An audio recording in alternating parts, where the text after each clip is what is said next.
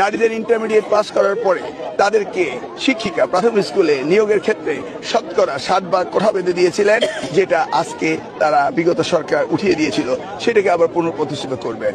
শিক্ষা যেই কোটার জন্য হাসিনার পতন, সেই কোটা আবার বিএনপি আনতে চায়। যেই কোটার জন্য এত মানুষ মারা গেল, আবার সেই কোটা কেন? প্রাইমারিতে অবশ্যই মহিলাদেরকে অগ্রাধিকার দিতে হবে, কিন্তু শিক্ষাগত যোগ্যতা যেন মিনিমাম গ্রাজুয়েশনের কম না থাকে। তবে ভাই যে যাই বলেন, আমাকে আপনারা ভাবতে পারেন আমি বিএনপির হেটার, কিন্তু ভাই বিএনপি, আওয়ামী লীগ, জামাত, এনসিপি আমার দেখার ব্যাপার না। আমি একজন বাংলাদেশের নাগরিক হিসেবে আমার কাছে যার ভালো লাগবে আমি সেটা বলবো। বিএনপিরও আমি অনেক ভালো বলেছি বিএনপির যেসব কাজ ভালো লাগে, কিন্তু বিএনপি এখন সম্পূর্ণ আওয়ামী লীগের কথা আসছে, তাই বিএনপির ভবিষ্যৎ খুবই অন্ধকার।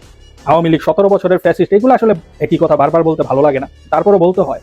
বিএনপি মনে করতেছে যে ওরা ক্ষমতা নিয়ে ওদের সব ঝামেলা ক্লিয়ার করে ফেলছে, ওদেরকে নামানো সম্ভব নয়। আরে বিএনপি আওয়ামী লীগের মতো দলকে এক নিমিষে এক তুড়িতে ফেলে দিয়েছে। আর বিএনপি তোমরা কি করবা? ইন্ডিয়া থেকে নাইলে অস্ত্রপাতি আনবা, ঠিক আছে, ইন্ডিয়ার পুলিশ আনবা, লাভ নাই, লাভ নাই। 18 কোটি জনগণের কাছে এগুলা তুচ্ছ। তোমরা এখনো সময় আছে, কোনো কাহিনী না কইরা জুলাই সনদ বাস্তবায়ন করো, ঠিকমতো সংস্কার করো, তোমাদের জনগণ মাথায় তুলে রাখবে, কথা দিলাম মাথায় তুলে রাখবে। দেশের জন্য কাজ করো, দেশ তোমাদের ভালোবাসবে ইনশাল্লাহ।